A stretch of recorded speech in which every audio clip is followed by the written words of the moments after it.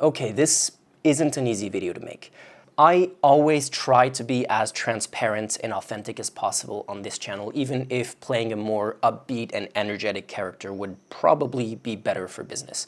But I don't see myself doing this without being honest and myself, so here goes. Today is the second Barelyversary. Barely Informed is 2 years old, and I have mixed feelings. On the one hand, I did not expect to be where I am now when I started 2 years ago, and I'm super grateful for everyone who supports the channel in any way. On the other hand, to be really honest, I'm not 100% sure there's going to be a third channel anniversary. So I had zero expectations when I posted the first video about French politics on Bastille Day exactly 2 years ago today. As you might have expected, this resulted in massive protests. I'd been thinking about going fully independent as a journalist for a long time, but I thought the first video would get, I don't know, like 80, 100 views, maybe 300 at best. And then it blew up to 350,000 views in a couple of months, and that was insane. And it gave me a false sense of confidence that the next videos would do as well and that I could make a living from the channel in the near future. But I burned myself out over the next year, traveling to a bunch of countries and working non-stop on projects that didn't get anywhere near the same amount of attention despite putting even more work into them. I'm at a pre-election party in Warsaw, ahead of what a lot of people are describing as one of the most important Polish elections in a generation. But at the same time, the short-form videos I was making on TikTok were starting to do pretty well, and by the end of 2024, I was getting relatively consistent growth on TikTok and a few €100 a month that was helping pay my bills, which was about half of my income. But it always felt like a Sisyphean task, rolling the boulder up the hill. Every encouraging step came with a new setback. So at this point, we're in year 2 of Barely Informed. The documentary that Ida and I made about cyber attacks against Iranian activists in Berlin won us a journalism award. I don't think anyone feels safe. Which felt incredibly encouraging and validating, but that documentary, which took us months to make, only earned us about €14 in revenue over the course of an entire year.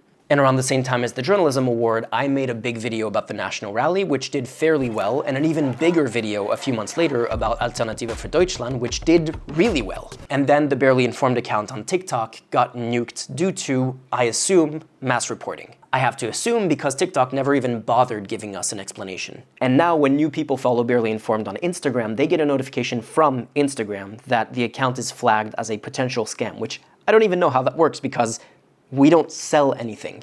And I can't even follow new people on Instagram for the same reason. So at every step, I'm getting just enough encouragement to keep me going and working harder on the next project. But every bit of progress keeps getting undermined by the pendulum swinging in the other direction. And obviously, I'm not making cat videos here. I'm doing political journalism and advocacy political journalism, which, feels really important in the current state of the world, but it's gonna make a lot of people angry. So I'm not just trying to do my best to grow this platform organically based on the quality of my work. I also have to swim against the tide of videos getting mass reported and accounts getting deleted and constant hacking attempts, among other things. At this point, a few other people joined the channel behind the scenes. There's Ida, who I made the Iran documentary with, who is now Barely Informed's production manager.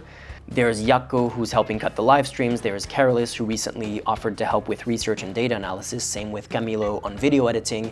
There's Gray, Jam, and Tryon, and so many people, like too many people to name on the Discord server, who are also helping with some research, and I'm unbelievably grateful to all of them. But I ended up doing something that I didn't want to do initially, which is rely on free labor from other people. It's one thing when it's a community effort, but when individuals give multiple hours of their free time week after week after week, I want to be able to pay them for that work. And right now, I can't even make ends meet on my side with my bills. So the obvious solution would be get a job on the side, even if it's a part-time job. But I wouldn't be able to do any of this if I had another job. One, because I work more hours than any full-time job that I've ever had. And two, I need to be able to travel for elections and other important events, and sometimes that's on really short notice, and I wouldn't be able to do that if I was working for someone else. For example, I just got back from being basically off the grid for an entire month and a half for a really ambitious project that took a year and a half of pre-production to set up. And that project is not even close to being over. It's still gonna involve a bunch of field work and unpredictable hours that wouldn't be compatible with a day job. And in addition to that, even though I got the best footage that I've ever shot in the last month and a half, in the current situation, for reasons that I cannot elaborate on and that are outside of my control,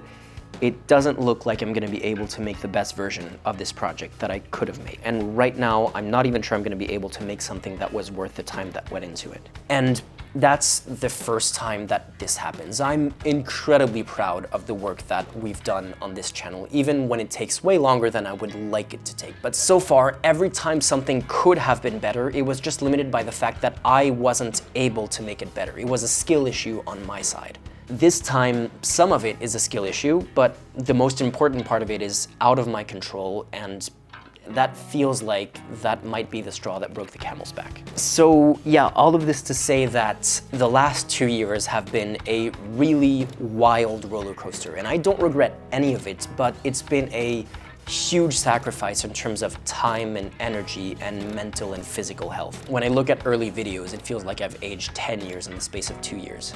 And I'm not sure I can keep that up for another year if things stay the same.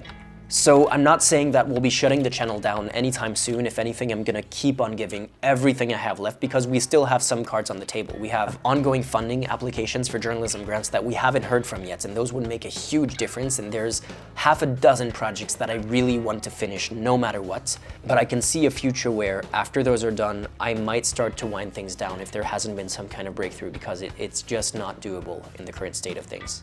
So this is all the reason why in every video I plug the Patreon page, because none of this would have been or will be possible without your help. And if you want this channel to continue, if you think the work we do matters and you can afford to support monetarily with a Patreon or YouTube subscription or any of the other options, the links are down below. You know, it happens sometimes that a TV series gets canceled or a YouTube channel or a website is shut down, and I think I wish I'd had a warning about this because maybe it could have made a difference. And I guess this is that warning, but we'll cross that bridge when we get there, because in the meantime, there's still lots of projects to look forward to. So thank you so much for your support over the last 2 years, and we'll see you soon with a full video.